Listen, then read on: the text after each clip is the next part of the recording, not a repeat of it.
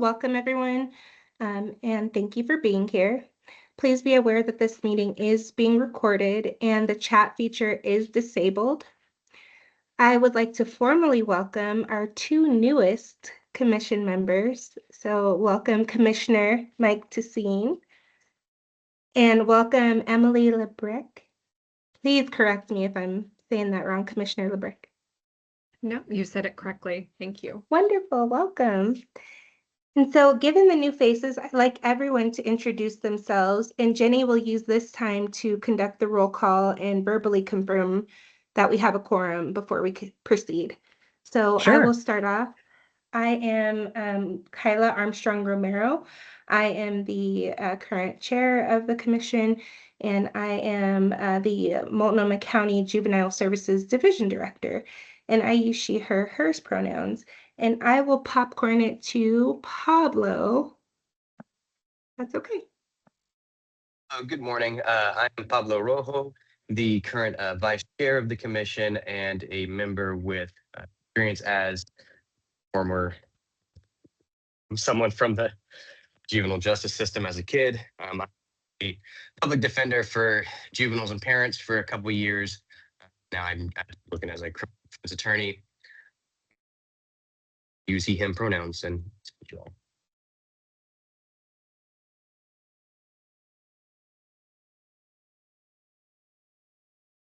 Let's go to Emily Lebrec. Hi, my name is Emily Lebrec. I'm the executive director of the Oregon Crime Victims Law Center. I'm not sure what I started out to say there. And happy to be here. Thank you. Thank you, and welcome again, Commissioner Lebrec. Commissioner Tiffany Keast.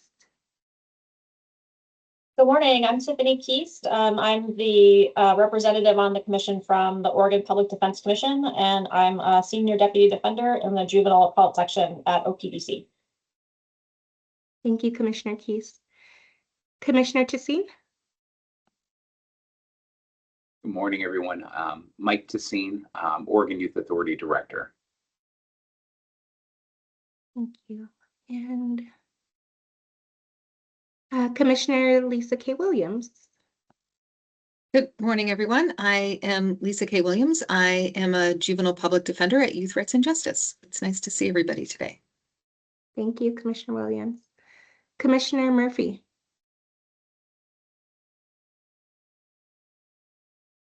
Hi, everyone. Happy holidays. This is Brendan Murphy. I'm the Chief Deputy in the Marion County District Attorney's Office. I'm here on behalf of the Oregon District Attorneys Association. And I'll kick it off to Molly Rogers. Good morning, Molly Rogers, and I am the director of the Wasco County Department of Youth Services and in the Dalles. And I'll kick it to Brian Detman. Thanks so much, Molly. Hello, everybody, and happy holidays. Brian Detman, he, him pronouns. I'm the director of Youth Development Oregon, state agency. And I'm not sure if anybody, I don't know, maybe you'll kick it to staff or others. Chair Armstrong Romero. Sure. I can kick it over to the CJC staff. Sure. I'm Kelly Gwynn. I'm use she, her pronouns, and I am a senior research analyst at Criminal Justice Commission. So I'm here to support all of your research needs. And I can kick it over to Jenny. Good morning, commissioners. I'm Jenny Duchars, and I am the agency administrator here at the CJC, your note taker and roll taker extraordinaire. Brian.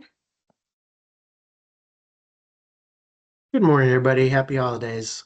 Ryan Keck, interim executive director here at CJC. And I might point out also that Dr. Kaplan's online, maybe introducing her to the group. Sure, and we do have our TA provider here, one of them. Eliza, do you want to? Hi, yeah, I'm Eliza Kaplan. I'm a law professor at Lewis and Clark Law School, and I have done a lot of research writing and work in the juvenile justice space, and I am here only as a technical advisor as you wish. Thank you. Thank you, Lisa. All right, that is the roll call for those who are affiliated with CJC and the commissioners. Jenny, is that there are 9 of us here? Does that make quorum? Yes, it does. Great. All right. Well, now we will open the floor up for public comment. So I ask that testimony be limited to 2 minutes per person. And again, a reminder, this meeting is recorded and there will be another opportunity for public comment at the end of our meeting. So with that being said, I will mute for a moment and please come off mute if you would like to address the commission.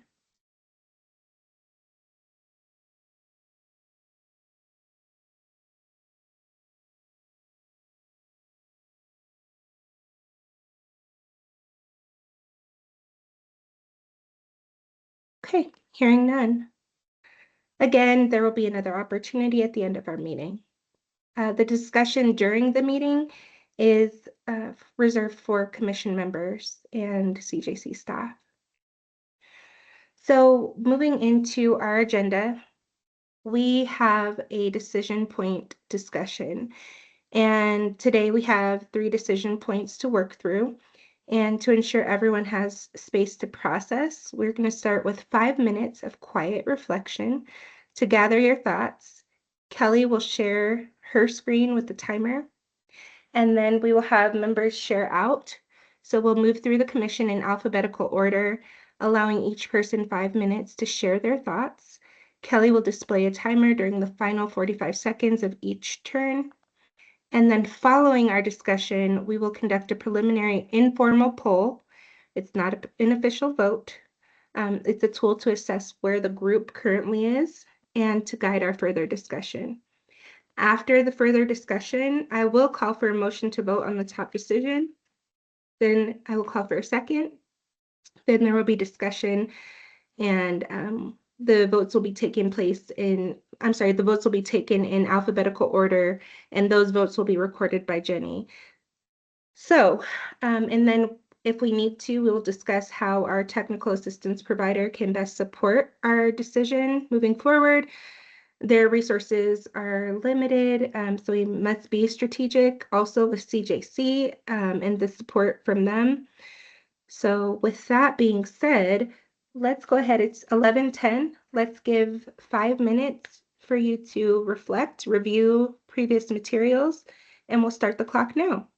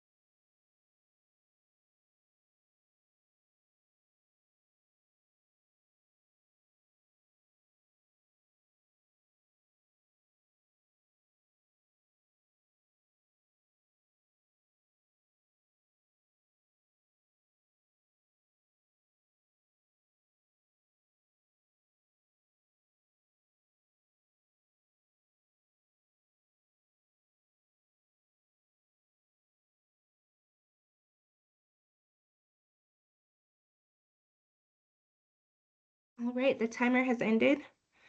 And we will now move into the alphabetical portion. As chair, I will be going last. So Jenny, if you can please facilitate that. And as a reminder, you will be sharing your thoughts. You'll have 5 minutes to share your thoughts on where the commission should focus. So Chair Armstrong, I'm going to leave you for last if that's okay, even though you're first on my list alphabetically. So next person in line would be Commissioner Detman.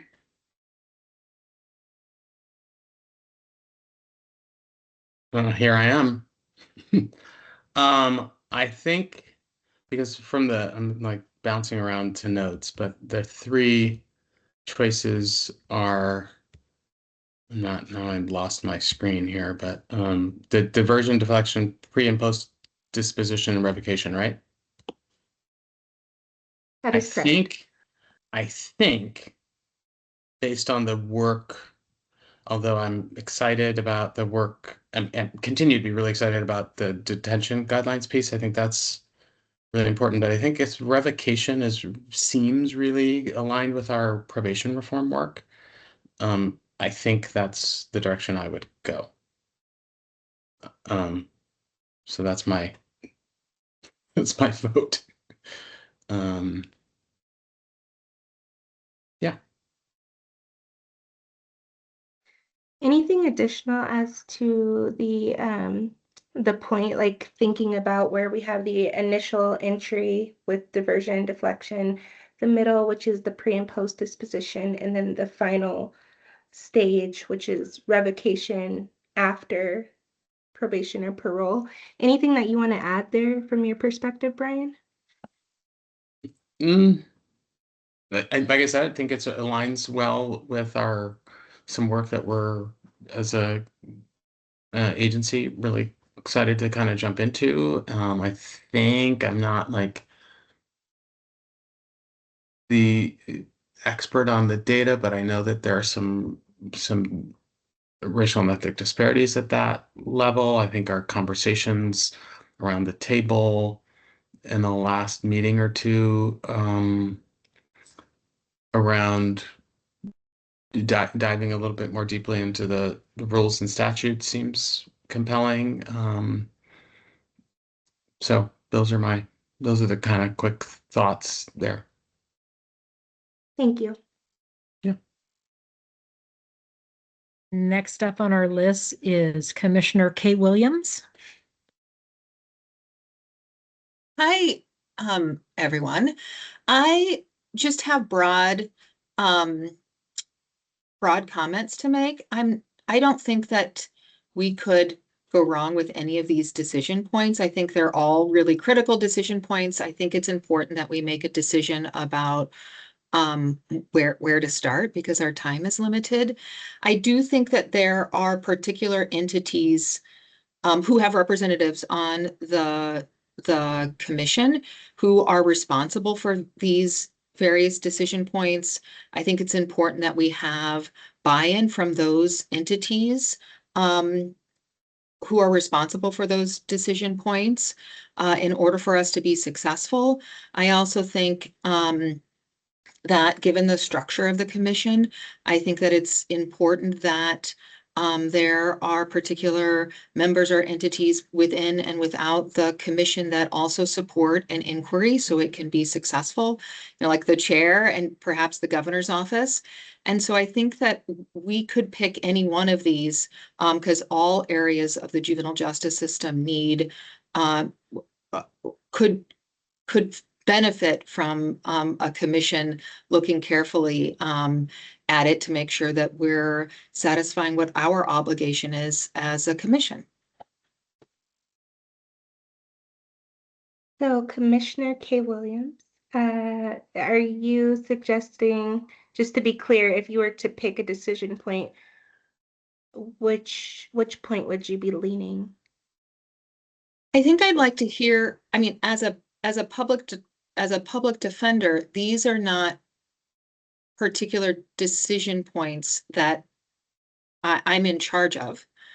And They certainly have a significant impact on the clients that I'm serving, but I would like to hear from other people because I think it's really important that whichever decision point we pick, that there's buy-in from important entities within and without the commission. And I think as we've had these discussions over the last year, I'm not sure that we've settled on a particular decision point that has had buy-in from key participants. And so I would like to hear from those participants and commissioners first before weighing in, because I think that that would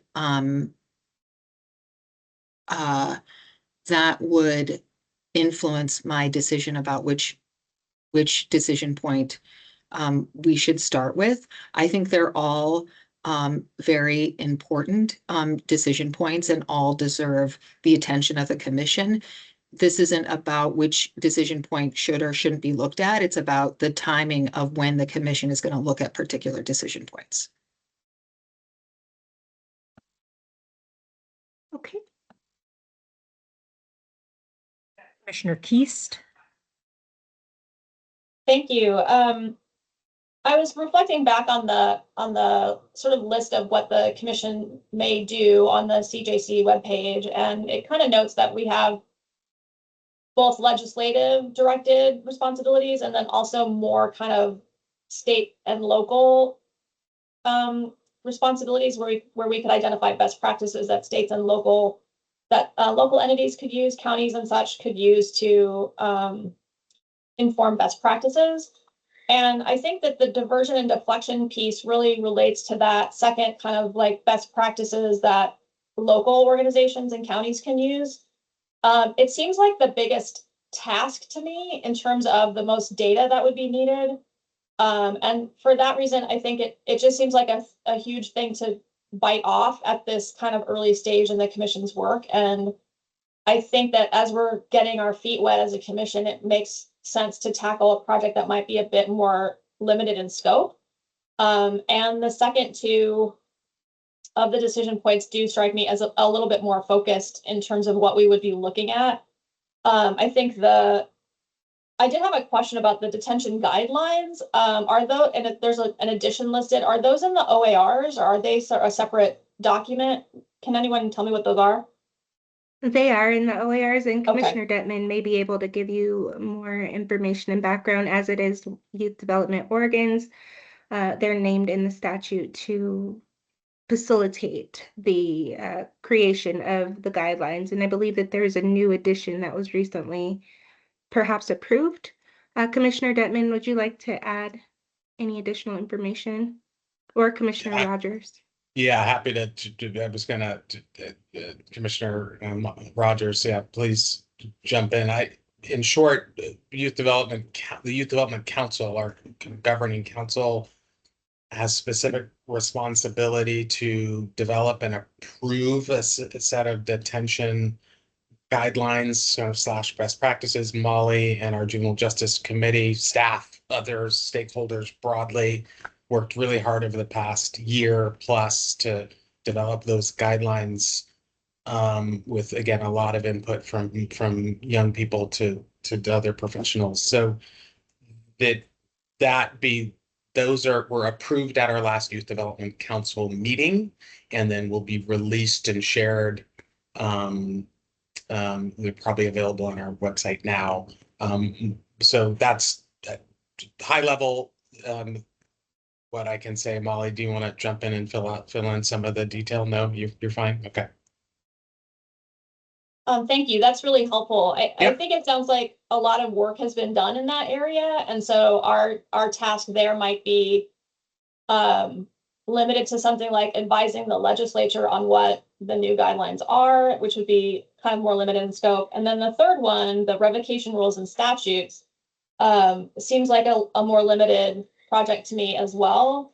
It sounds like some work is being done there by OIA and folks involved with them. But I think that presents a good opportunity to me to work with the legislature in terms of what the law currently is, as well as what we think it should be. and to advocate kind of to the legislature for those sorts of opportunities. So with that said, I'm leaning toward either the detention guidelines or the revocation rules and statutes. Great, thank you, Commissioner Keys. Commissioner LeBrecq. Hello. So as this is my first meeting, I don't know that I have too much of depth to add to this. What I would join in saying is I feel strongly that the diversion and deflection it is something that should be looked into at some point, but it is very likely the most complex. My organization works statewide, and so I hear about things that are happening all over the state, and that is probably the practice that has the least amount of consistency, which is both troubling and something that could be worked on, and also probably the largest project in scope. So if we were looking for something that's a little bit more narrow, I would agree that it would probably be best that it be the second or third option at this point. Thank you. Thank you. Commissioner Murphy. Hi, everyone. So I just wanted to say, and I'm not being critical, even though it sounds critical. I don't love any of the three. I think they're important, but I think all three to me feel a little bit of a letdown on kind of a commission. I feel like we have a lot of authority if we were to able to kind of figure out something to dive into. And so I'm kind of looking at all of these and I'm kind of underwhelmed by each. That is important because I think it helps frame my pick.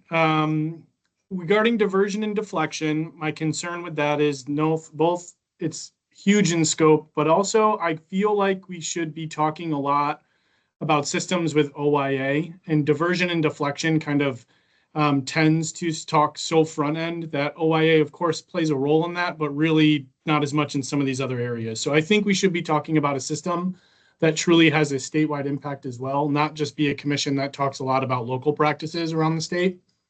The pre and post disposition, I think my concern with that, although I think that that's really kind of something I'm interested in, is that I also don't want to undo or redo the hard work by the Youth Development Council. And I want to be respectful of the fact that that's also something they've worked on. And so I'm not sure that us coming in and doing the same thing or criticizing or reviewing or double checking, that makes much sense and worth our time. I think my vote, honestly, would be in the revocation piece if we could talk about parole overall. I think we should expand the scope, not just revocation, but we should be talking about when individuals are released back into the community, and then how success is measured, and then when revocation occurs, how is it done with fidelity? Because to me, that touches public safety, that touches victim notification, that touches youth rights about when they're eligible for release, when they're eligible for revocation. So I feel like there's more there to discuss. It could be both locally and at the state level through OIA. So I feel like I would move, and I'm not sure I even can do this. So I can feel Jenny looking at me like, don't do this. But I would move to expand the scope of revocation to include parole or release generally, and then talk about revocation as a part of that project. So that's what I would propose, although I'm well aware these are the only three options in front of us. And so if I had to choose of the three, I'm torn between disposition and revocation if it was solely limited to revocation. So that's where my head is at. Thank you, Commissioner Murphy, and I apologize for the underwhelmingness of this. I do want to say that I think our commission, we have had a lot of general conversations and we have had a lot of talk about different points of the system. And as Commissioner Keast reminded us, that the commission is here to recommend legislation, appropriations, and data-driven best practices. And these are just options that are surmised from the conversations that we've had as a commission the last several months. However, we're not limited to just saying that we're going to focus on detention guidelines. If we believe as a commission that a decision point, for example, is pre and post disposition, because that is a decision point, then the commission can give more specific guidance as to what we need to focus on next, or for the researchers to figure out how they can provide the commission with additional information that is specific to one decision point, not the broad system as a whole, as we have kind of discussed over the last several months. So we have to try to get narrow, and the only way to do that is by giving certain options. But I think that we're getting there by trying to figure out what decision point. And what I hear you saying is not just focusing on revocation, but perhaps the post disposition options, or the OIA side when a youth is sentenced to OIA. Am I understanding you correctly? Well, yeah, I think so. When I look at these lists, I see pre and post disposition with the objective being detention guidelines. That's pretty narrow. And I don't mean, you don't have to apologize. And I understand we've got to get something going. And so I don't mean to be critical, like I said, right from the start. This isn't a comment on anyone or leadership or anything like that. But I do think if we could expand, and then the decision point being revocation, that to me is quite narrow. I almost wonder if we don't focus on when youth are ready to be reintroduced into the community, how is the system measuring whether they're ready, what notification looks like? If they're unsuccessful, how does that work? There's a lot of meat, I think, there to chew on, both locally as well as at the OIA level. And to me, that's attractive, and it's still sufficiently narrow that it gives us stuff to talk about and our data analysts things to really dive into.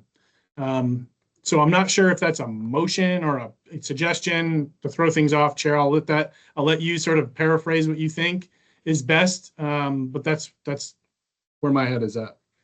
That was very helpful. Thank you, Commissioner Murphy. Next up, Commissioner Rogers. So Brendan, I'm really glad that I followed you, because I'm going to jump right on where you left off, I think. When I look at the three, and we've had lots of discussions, when I look at diversion and deflection, and I think about what the Juvenile Justice Policy Commission is and what we testified to create it, it was around our influence and our ability to have some authority. One of those is really around kind of the state system, not to be hard on state partners, but putting things on local communities without could lend itself to unfunded mandates. And so figuring out how to do the policy and the appropriations, I really appreciated your comment on that. Chair Armstrong Romero, is that there's an appropriations piece there as well. I am super excited at some point to jump on to the decision point of diversion and deflection. I'm not sure this is the time for diversion and deflection. So practicing together, learning together, I do like the conversation of parole and kind of planning for post release, I think is one of the pieces. Again, when we started and testified for the commission, one of the things that was on the table was an age for commitment. And definitely we've learned recently that OIA has a broad range of age in it. And so having some conversations around what that looks like, I think there's some value in understanding that more, both to be thoughtful on best practices as well as being thoughtful of our state partner. So I attend to that. The detention guidelines, I know them intimately and have been living with them for the last 18 months on my desktop. I would be very interested in where we think the next steps those go as far as a legislative type of piece. But I don't know that there's today anything that I could find in the detention guidelines that really interest me in taking on as the commission, because that was such a robust and inclusive process. Now, having said that, I think there are decision points in the detention guidelines that I do think have some conversation, but those actually aren't the guidelines. Those are the statutes related to detention. And I do think, again, those could lend themselves at the post-disposition conversation. Some guardrails on detention, I think, would be very interesting. I think some time issues, some age issues. I think there's some interesting things that could be dug into. But I also will agree, and I would support Commissioner Murphy's concept of let's practice and let's get good on the parole and the revocation. So there you go. Very well said, Commissioner Rogers. Thank you. Vice Chair Rojo.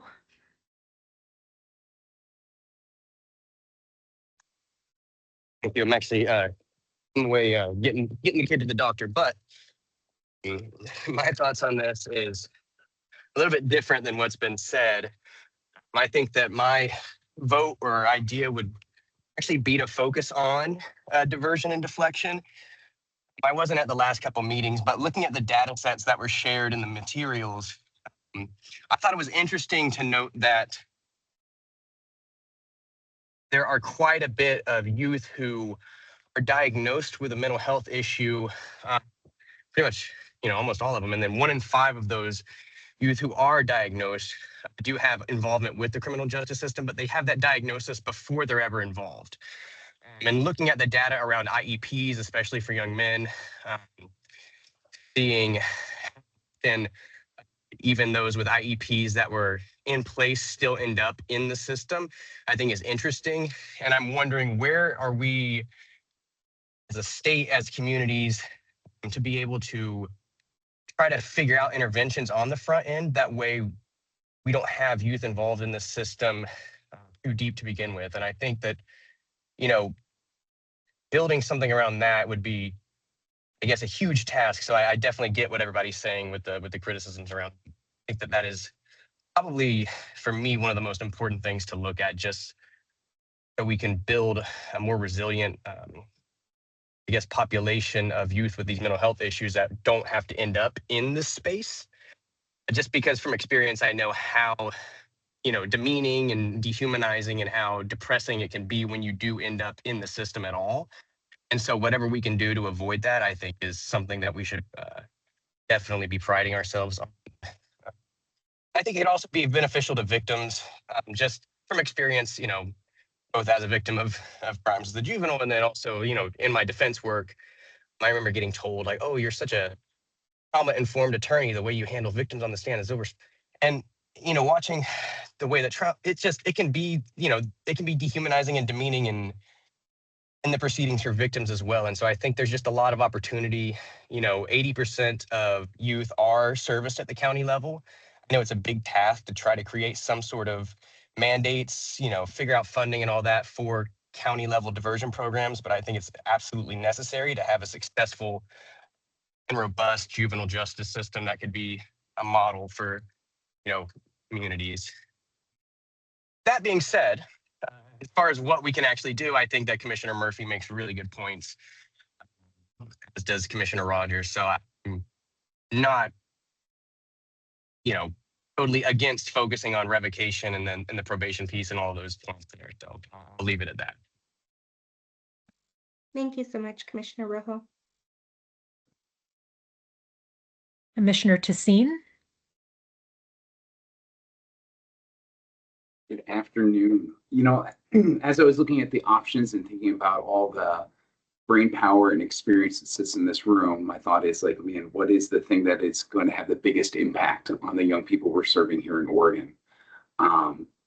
So my understanding is that we have roughly about 6,000 kids who were justice involved, 6,000 plus.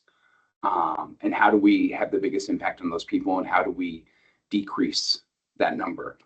I was in a meeting, I think it was here, where they talked about that Oregon had the highest commitment rate in the nation. It's like, okay, so what is it about our system that is set up that's allowing for us to have the highest commitment rate in the nation?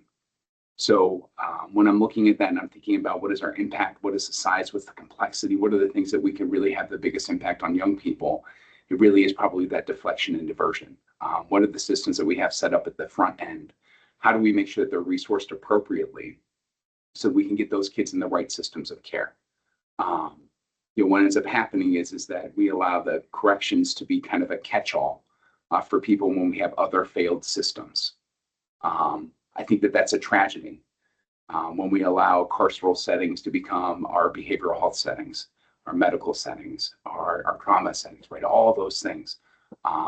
If we can get people in the right systems of care, our young people are going to get better care and better outcomes. And as a community, we're going to be better.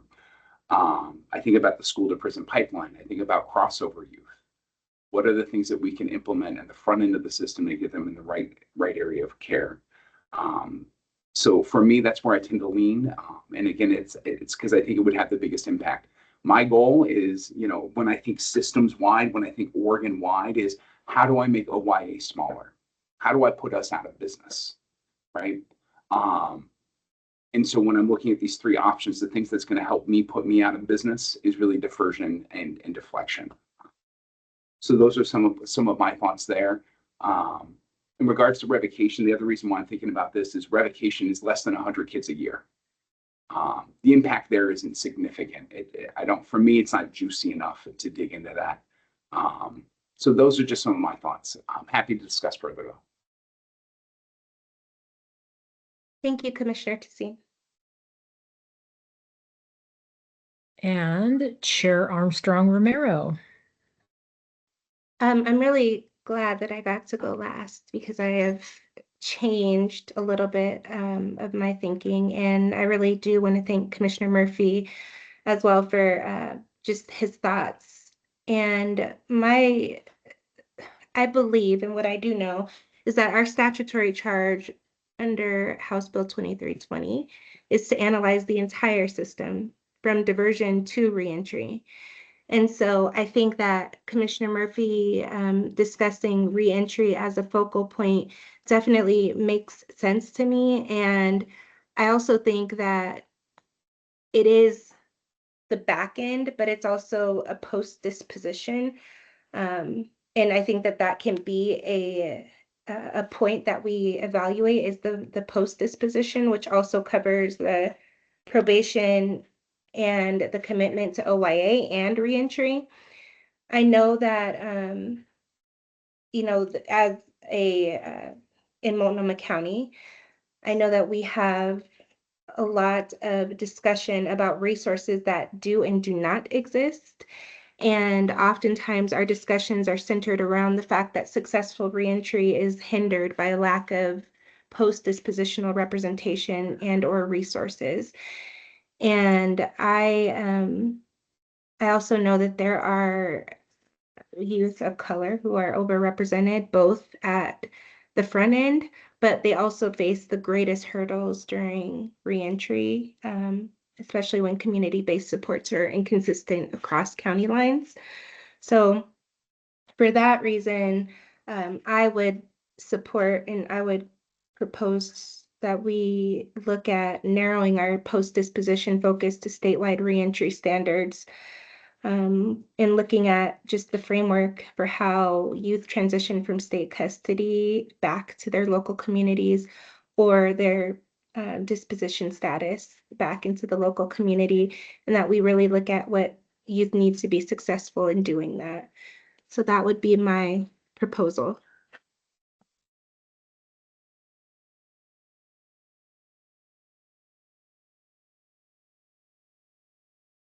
So I've kind of kept a light tally. However, we can move forward in having more of a discussion as opposed to the individual conversation, given what everybody's heard. If you're like me who needed time to process and think about things more thoroughly, now's the time to have a more general, broad conversation. So I will mute and open the floor. Please, Commissioner Detman. Yeah, I'll just, since I had the maybe unfortunate um, um, position of going first, but this doesn't change where I generally think. Commissioner Armstrong Romero, Commissioner Murphy, I think a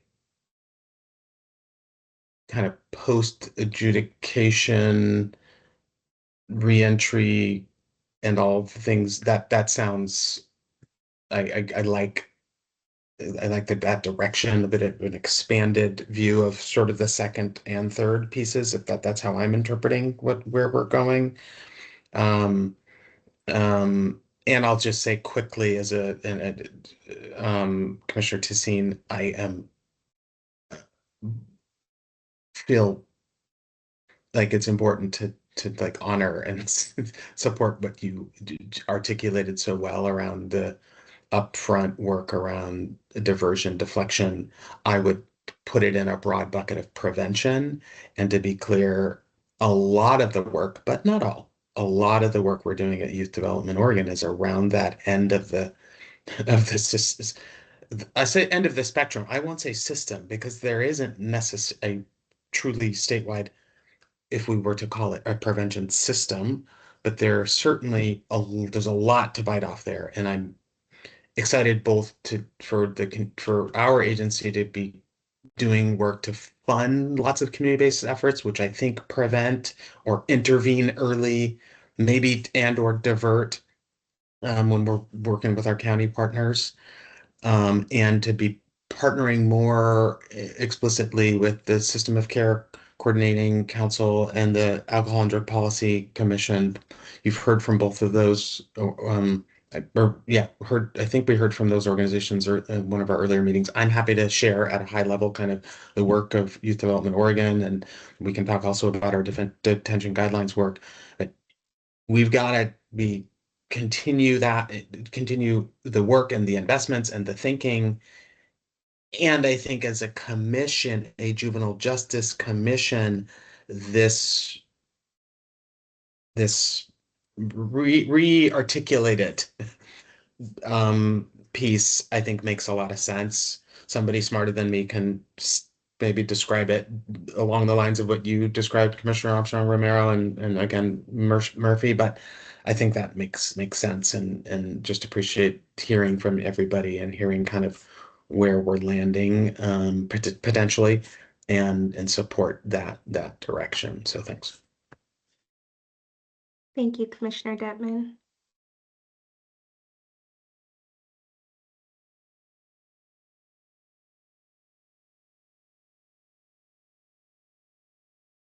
Anyone else? Or if we are ready, someone can also put a motion on the floor. I do see a and hand up if they- from, Okay. Commissioner Oh. K. Williams. Oh, I'm so Yeah, sorry. I did not see that. That's okay. I just wanted to double check what I'm hearing.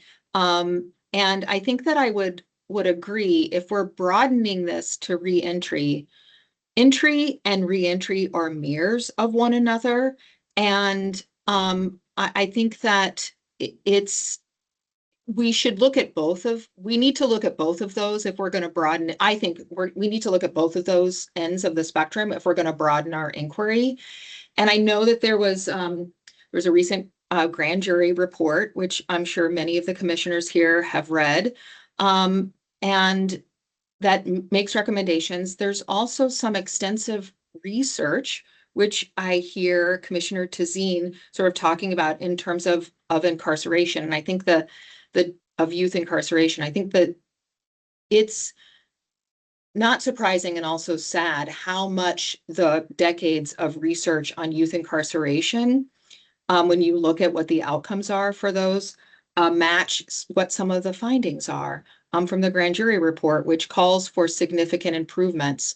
And I think that something this commission, if we're looking at both entry and reentry, because I think you have to look at sort of both of those, one of the things we have to ask ourselves is, does youth incarceration serve the purpose that we want it to serve, which is sort of to Commissioner Tissine's point, I believe.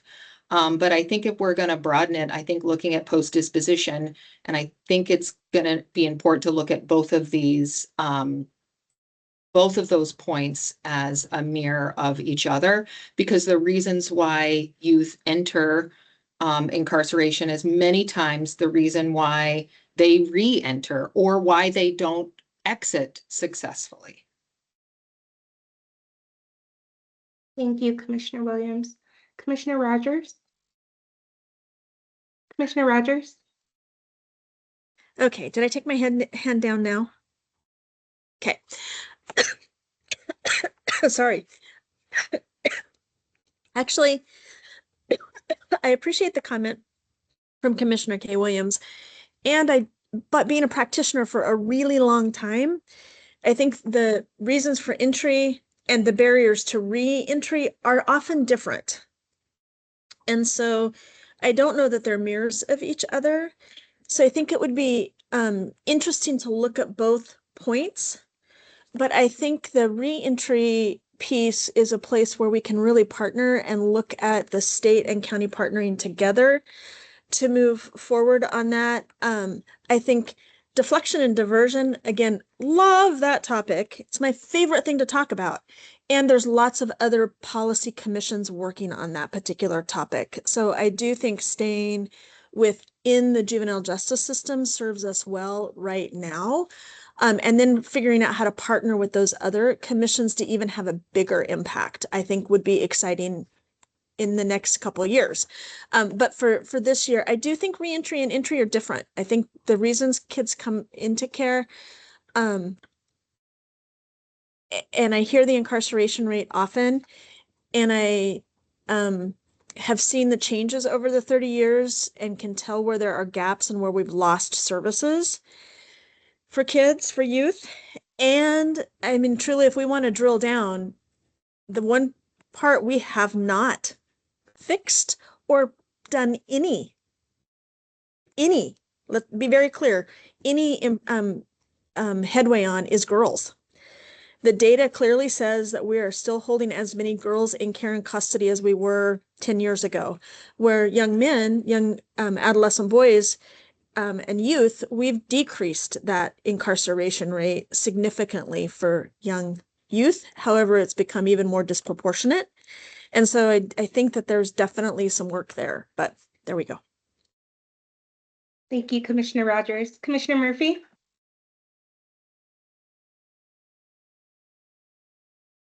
So I think Commissioner Keith was next. I'll defer to her. I am so sorry, Commissioner Keist. I did not see your hand. You know, I'm not even going to call on hands. Just come off mute, please. Thank you. I appreciate that, Commissioner Murphy. No problem waiting. My turn, Alder. Excuse me. I really want to echo what Commissioner Tassin said. I agree with all of those things. My concern about the diversion and deflection piece is in line with what Commissioner Rogers is saying about just how big a task that is. And it's certainly a worthy task and something that we should take on, but we have 9 months for this report. We'll have 2 years for the next one. And I think in that, looking at those timelines, we can do a lot in 2 years on a front end that looks at countywide practices, that can look at nationwide best practices, that is very data driven in my view. Whereas in this kind of short time period, it makes more sense to do like a reentry kind of proposal because it is a bit more limited in scope, I think. And I also, I like Commissioner Murphy's suggestion to expand that a little bit. So we're not just talking about revocation, but we're talking about reentry and markers of success in parole, et cetera, et cetera. So I would support that as well. Thank you.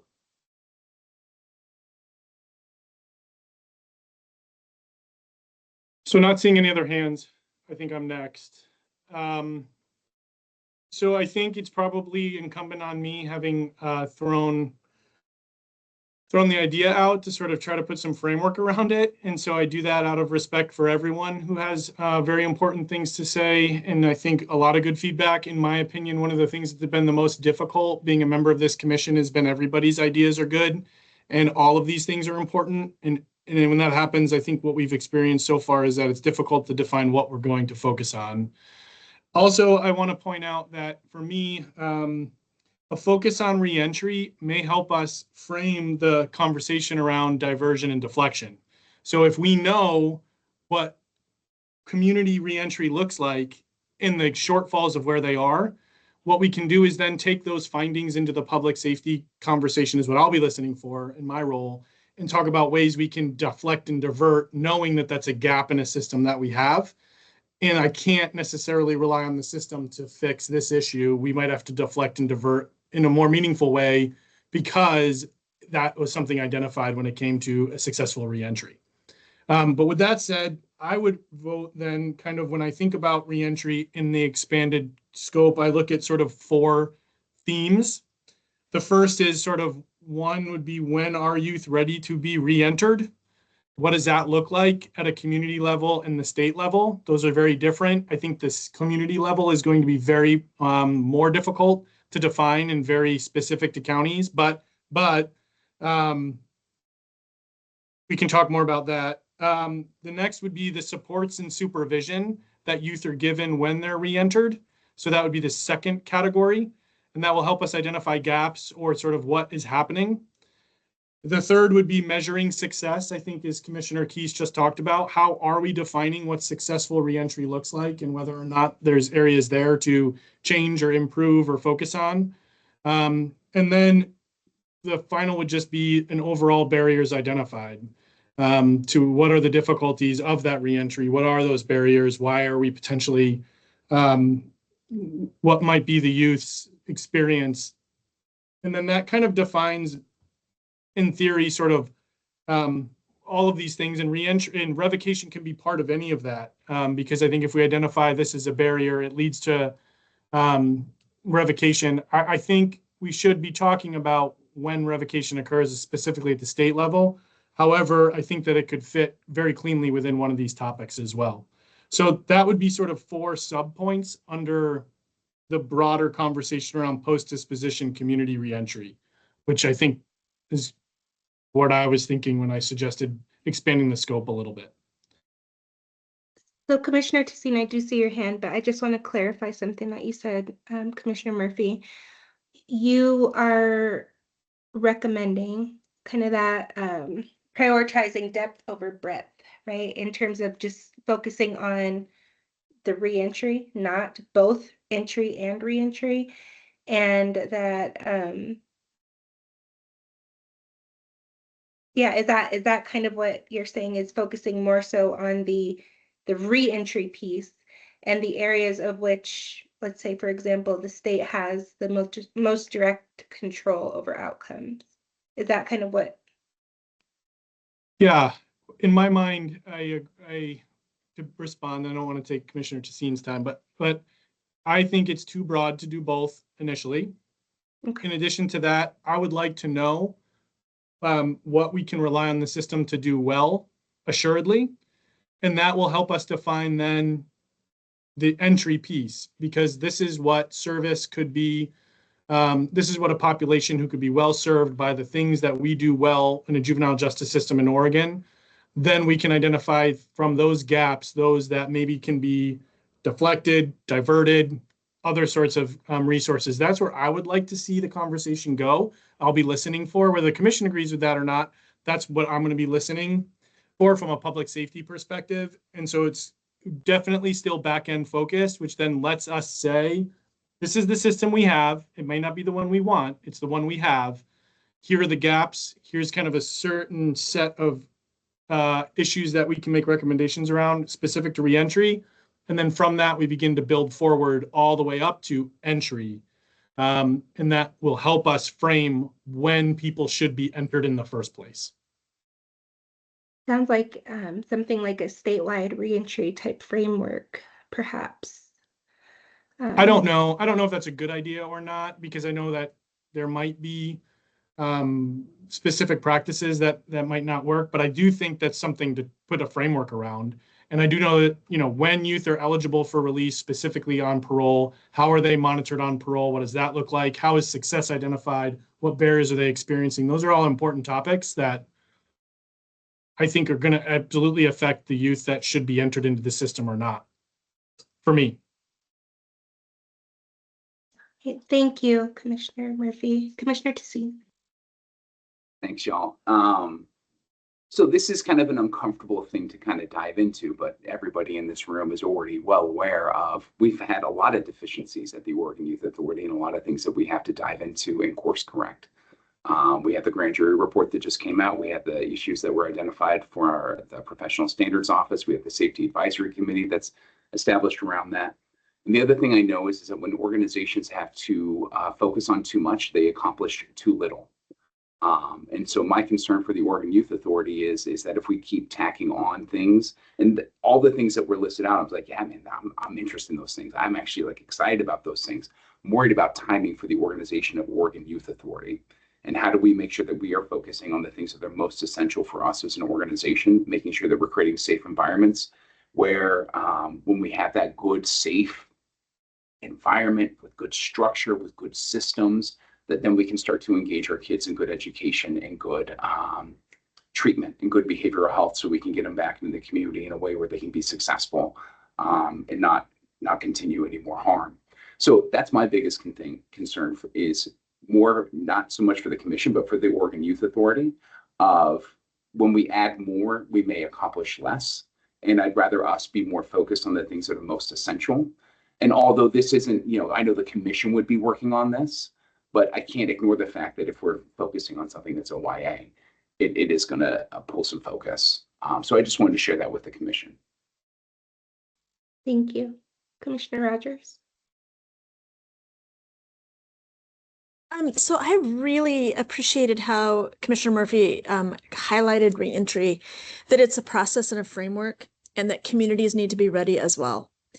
And so I don't look at it as just the Oregon Youth Authority. I think it's a partnership on when do communities look like they're ready for young people to return, and what in the community helps young people return successfully.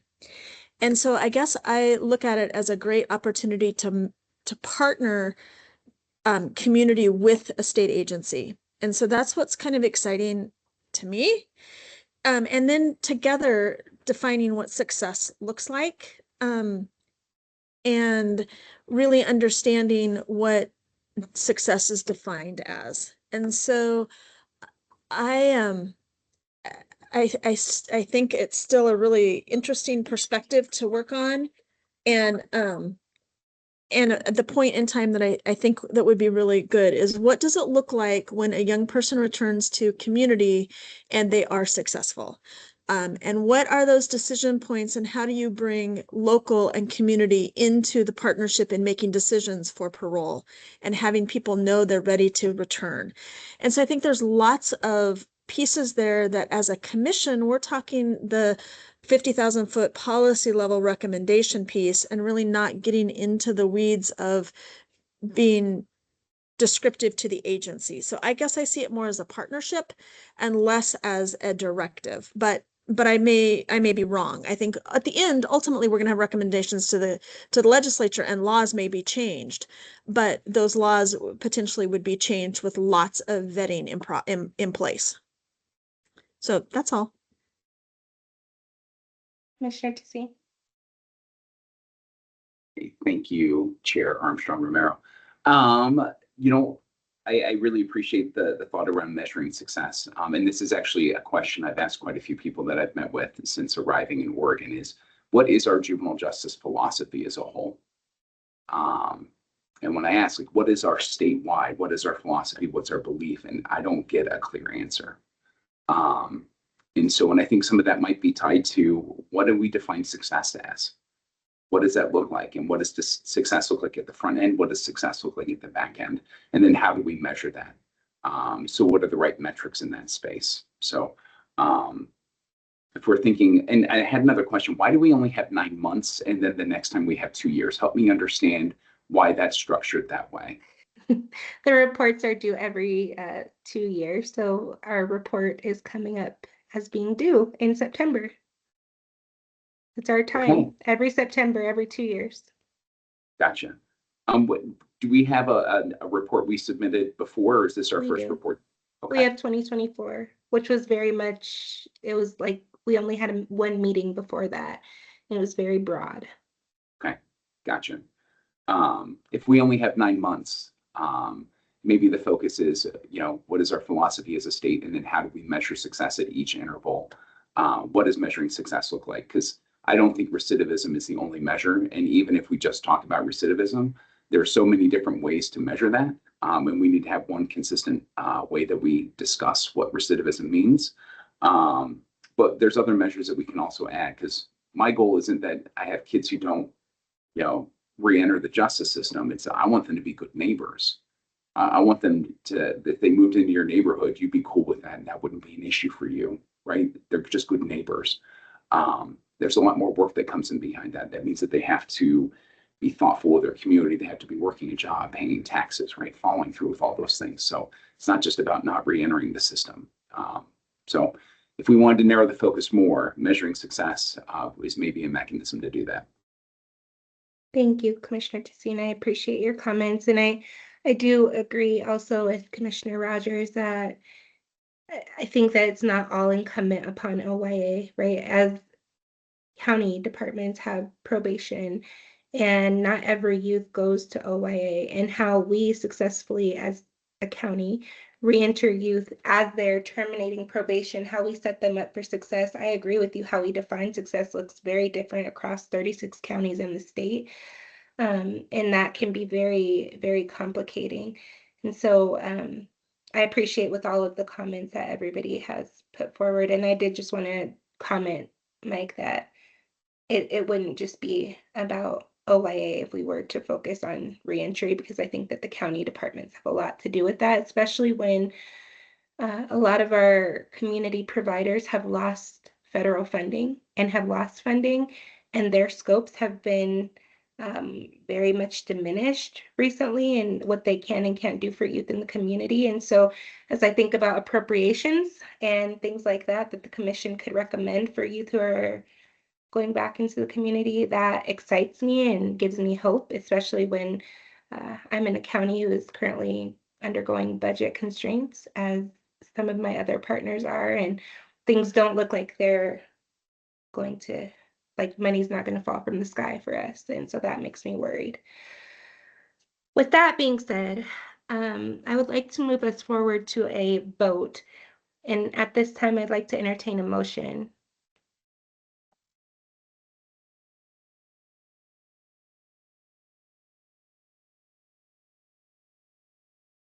Commissioner Murphy, are you going to make a motion? So, Madam Chair, can we talk about the scope of the motion you're looking for first? Are you looking for an expansion of the final category? Are you actually asking for a motion for a vote on the current categories? Commissioner Murphy, I am open to any vote that you would like to propose at this point, or any motion that you'd like to propose. Okay, while I frame that, I can see that Commissioner Kay Williams has her hand up, so I'll stay quiet for a moment. Please. I'm wondering if we're defining reentry differently. And I think that I'd like to hear what, if we're going to focus on reentry, how that's defined, because I think that would help with the motion. Great question. Well, I think we need to talk about that. I think the more narrow reentry definition would include post or parole, frankly, out of OYA, at which point then that would give us some pretty specific metric points that are measurable, quickly attainable from our, I shouldn't say quickly, theoretically obtainable from our data specialists, giving them some work, and also I think lend to a report being done in 6 to 9 months realistically. If we were to broaden this definition of reentry, then it would include, I think, more local practices. And as Commissioner Rogers pointed out, measuring, and I don't know how we would do this, sort of when local communities are ready to integrate youth.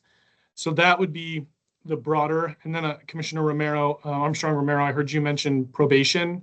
And if we wanted to include probation within the reentry theme, I think that could be done as well. That further broadens the scope. So I think I would make a motion. Well, I think I would characterize it as three ways. One would be parole, limited to parole, reentry back into communities. Then it would be parole plus local community involvement, let's call it. And then it would be probation and parole. And I know people are going to have problems with the characterization of this, but I'm really just trying to define the scope of reentry, if that makes sense, and figure out how broad we need to be. I would personally vote for a pretty narrow, because our report is coming up quickly. And this would help us define what that looks like. And so if we focus on parole, I think it violates Director Tassine's concern. It would be very OYA focused. It's just a reality, but I do believe that the information there is obtainable more readily.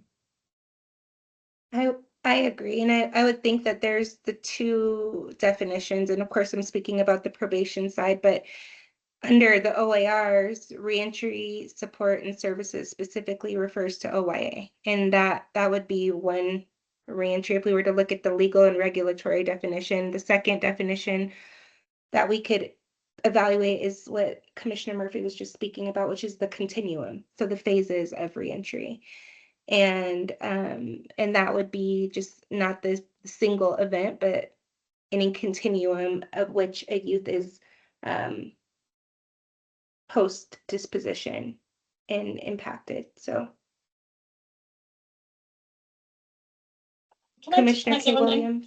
Oh, sorry. Sure. Oh, I'm sorry. I didn't know. Commissioner Keys. Oh, I was just going to say, I think if we do limit the focus to parole, which I do think is a good idea based on the time frame, I think we will still learn a lot about probation reentry.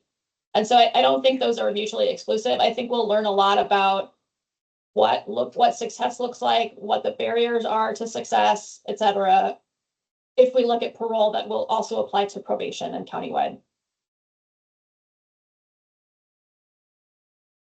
Commissioner I would Rogers. point out that we would also have conversation around Commissioner K. Williams' kind of initial identification of when revocation occurs as well. So that would be within that umbrella as well, which I think would be potentially helpful. Commissioner Rogers, you had your hand raised. I did. So I think of reentry as any time young people leave and come back.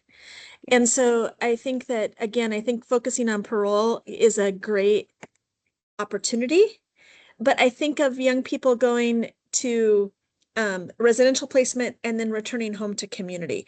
I think about young people going to detention out of their community and then coming back to their community. I think it's a good stepping stone to learn what supports need to be in place, and it can be expanded. But when I think of reentry, I think of reentry as in a young person was removed from their family unit and their home community, and then they return. And it touches so many different components, including behavioral health, education, healthcare, family supports. All of those things can be included in it. So I think it is a really good point to start that we can learn from, but it is applicable on so many larger levels. And then I also really like the idea of focusing on what success looks like, because from a public safety lens, recidivism is just one piece of it. There's more elements to public safety that we have to take into consideration. And so I really appreciate that, as well as looking at it through those two lenses. Thank you, Commissioner Rogers. Just to be clear and more specific about the request for a motion, this request for a motion is specifically for what the commission will focus on for the next 9 months in order to produce a report to the legislature. And this is not mandating any entity to do anything at this point. It's what the commission will focus on. And what I hear the group moving in the direction of is reentry as both the statutory definition of reentry in terms of services and the longitudinal process of which reentry impacts a young person. And if the commission were to say, like, based on those things, we would like to hypothetically move forward a plan for the commission to focus solely on reentry under that umbrella for the next 9 months. And then we have specific measures for what our TA providers and our folks at CJC can help us with. I think that's more of the question, not necessarily mandating work for anyone. Commissioner Rojo, or I'm sorry, Vice Chair Rojo. Thank you, Chair Romero. I would, at this point, given all the discussion, I would like to move to implement Commissioner Murphy's idea for focusing on revocation and reentry with those 4 focal points that he mentioned, with that definition of reentry. Because again, I Rogers inform us on these other topics that we're speaking of. So at this point, I would move for the commission to focus on revocation and reentry, suggested by Commissioner Murphy, again, with those 4 focal points that he listed.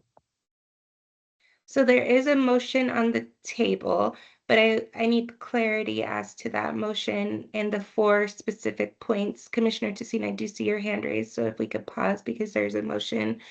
I didn't write down the 4 specific points, and I don't know if the motion should focus solely on those 4 specific points, but that's what you put forward. So I don't know if anybody else has jotted down, or Commissioner Murphy, if you could speak to what those 4 points were.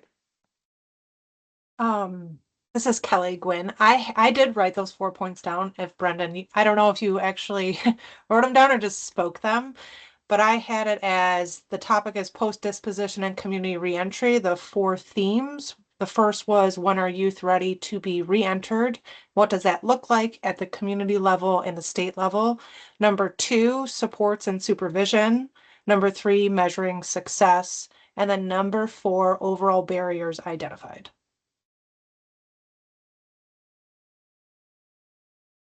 Commissioner Yeah, and Rojo, that correctly sums up what I was moving for. Great, thank you both. So we have a motion on the table, and is there a second? I'll second. All right, is there any discussion? Is it the votes first? I can't remember. Discussion, is it the then votes vote. first and then, okay, discussion. Thank you. Yeah. Discussion. Commissioner Tessine, since you're off mute and you have your hand raised, please. Thank you, Chair Armstrong Romero. I do have a question. I'm not exactly sure how this commission works and what resources are available. Is there any funding? We would probably need a project manager to help us coordinate. I know that this is the commission's work, but it is going to put demands on OYA at the same time. So I was just curious if there was any funding that this commission can leverage. Maybe I'm confused as to what. Give me more, Commissioner Tessine, as to what you think the impact would be.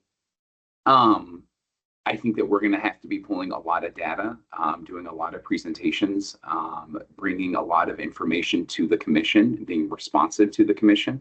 So I'm just trying to anticipate what resources might OYA need in order to help the commission be successful. So that's what I'm thinking about. It's like a limited duration position that could help us be responsive and then not drain on other areas where we're trying to mitigate deficiencies. So we do have technical assistance providers and we have CJC staff. Do you believe that they would not be able to access the information that the commission would be asking for, or what? I'm just trying to get clarity, and maybe somebody else can. It's going to be a lot of hustle on our end to gather everything that I anticipate the commission's going to need from OYA. That's what I'm anticipating. It'll be a lot of work on our end to get the commission everything that they need.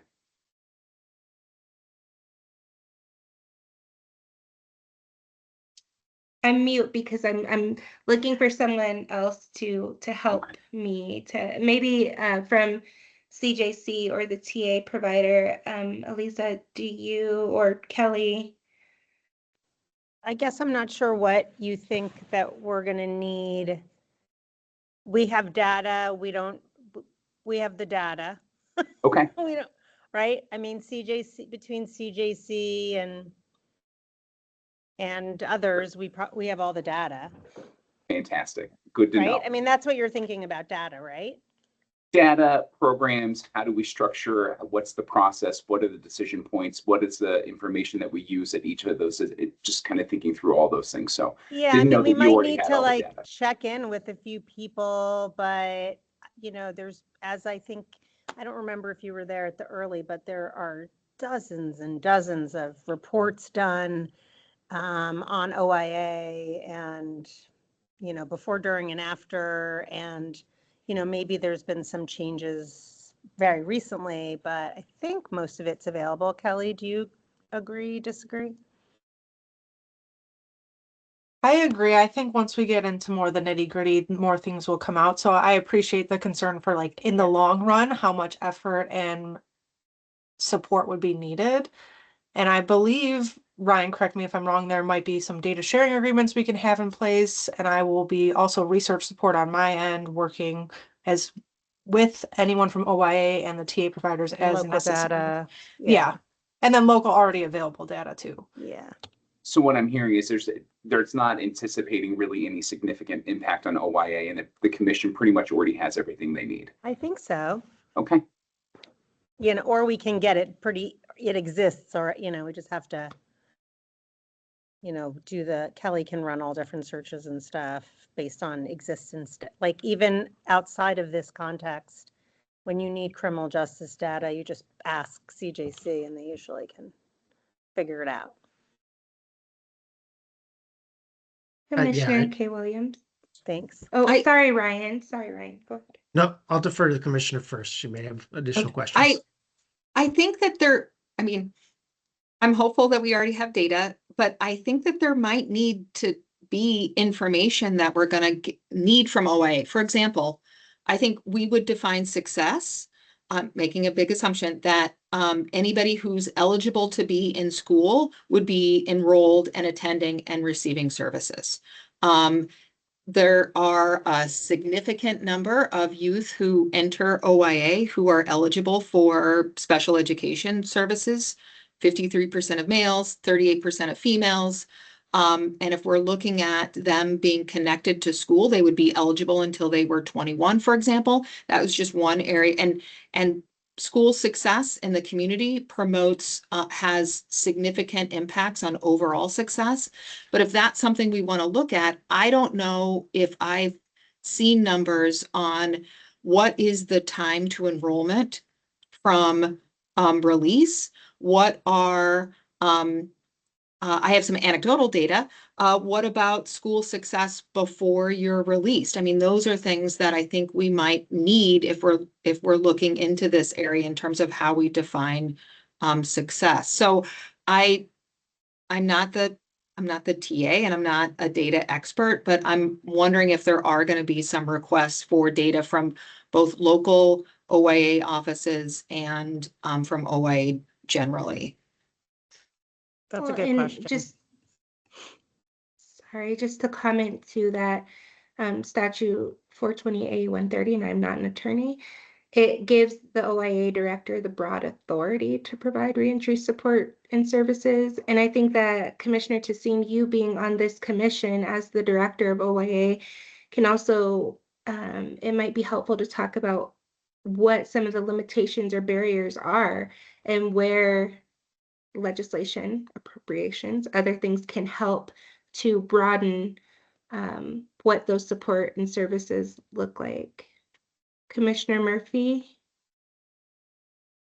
I also think that we can be reasonable here. So I think if OIA came back to us and said to pull that data is going to be an extensive project, I think the commission can pivot and say that might be something to put a pin in. Then, since we have a report due in 9 months, let's move on to the next low-hanging fruit that's already in the CJC, web of information they can pull, and we can rely on our allocated staff. So I think it's about being reasonable and acknowledging that if we become burdensome on OIA now in particular might be the wrong time to kind of try to find random data. But I think overall there is a good data set that we can pull from where we can make some robust determinations and help inform future inquiries. And then that could be something we could talk about moving forward as a funding allocation. So for me, I don't want to not talk about it because I'm nervous about what we might ask for. I think what we can do is pivot if we ask for something that's beyond the scope of kind of reasonable. Thank you. We do have 5 minutes left. Any further discussion? There is a motion on the table. A motion and a second.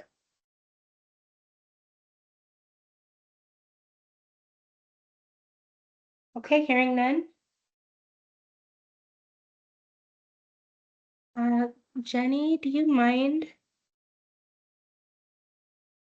Sure. Commissioner Detman, Aye. Commissioner K. Williams, Yes. Commissioner Keast, Yes.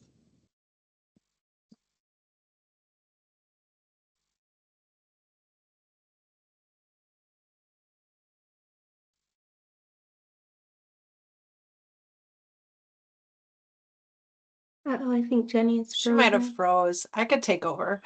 Emily LeBrecq, Aye. Brendan Murphy, Aye. Molly Rogers, Yes, I support. Pablo Rojo. Oh, I didn't hear. It looked All like you right. said aye. Oh, no. That was it. I said aye. Yeah, or Okay, yes. okay, okay. Yeah. Mike Tassine. Kelly, did you take over? Did you take Yes, over for yes. me? I apologize. I don't know if that was my internet or if maybe it was just me. No worries. I'll let you Mike carry on. Tassine. Abstain. Abstain. And then Kyla Armstrong Romero. Aye. So the simple majority does pass.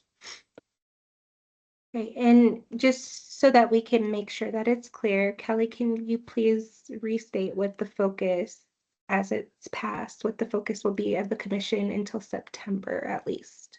Yes, so it'll be on post disposition and community reentry with the 4 themes as number 1, when are youth ready to be re-entered and what does that look like at the community level and the state level? Number 2, supports and supervision. Number 3, measuring success. And number 4, overall barriers identified. Okay, thank you. Okay, so the next steps, we do have a February meeting and, or I'm sorry, the next step is our January meeting. And in January, would it be appropriate to task perhaps our TA providers with a product or project around maybe a gap analysis of what reentry services are or um, what will help inform the commission? Yes, Commissioner Murphy, thank you. My question is, I guess between now and January, not expecting anything formal, but could we get an outline, executive summary, sort of reentry generally when it comes to juvenile justice systems? I know the OARs, we could kind of have someone look into those. We could talk about kind of general, for example, how is success identified? We could talk about the different measures of recidivism, although there are others, but what are some of the other things that are measured? Just the universe of stuff out there. And then I think that will help us get to some more information. So we kind of spring ahead in January, if that makes sense, rather than wait for January for that initial conversation. I agree. Commissioner K. Williams. Yeah, just tagging onto that, I think that there's current information that's available in terms of OARs regarding reentry, but there's also there's a fair amount of best practice information that's available regarding reentry. I don't think that it's anything it would not surprise, I don't think, any of the commissioners in terms of what is best practice around reentry, but I think it would be helpful to have some summaries about that as well. Okay, so what it sounds like is a request for just for additional information as it pertains to reentry in Oregon and other best practices, and just the universal kind of what does reentry look like? Is that fair? A fair summary? I'm looking at the TA providers and Oh, when's the next CJC. meeting? January. Is it like next Gosh. week?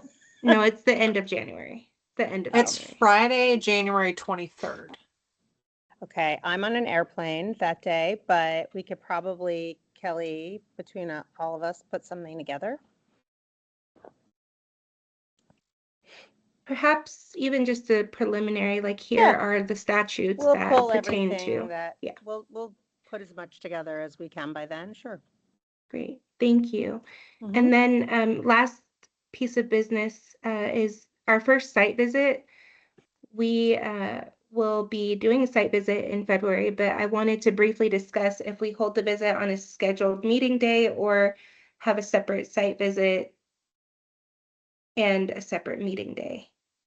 How would the commissioners like to move forward? And the first site visit, I volunteered Multnomah County as the juvenile detention site that that we can visit as a commission.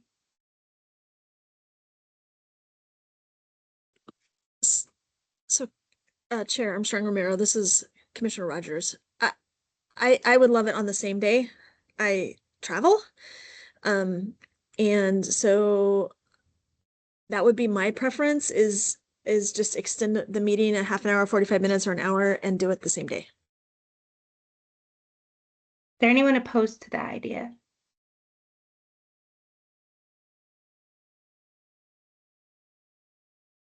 And this would be February, the last Friday. February, 1 second.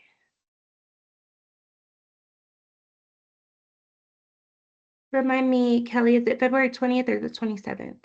Should be the 27th.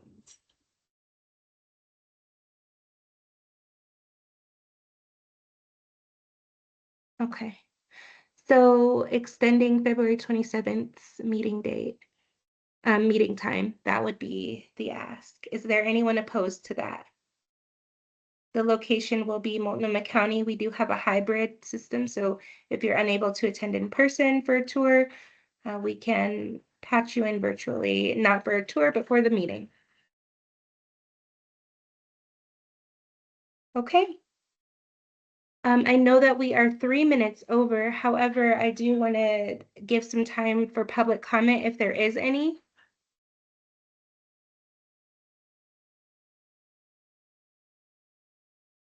All right, hearing none, our next meeting will again be January. And so I look forward to seeing you all then. Thank you all for your time and contributions today. And I will go ahead and adjourn us. Have a good one. Happy New Year, everyone.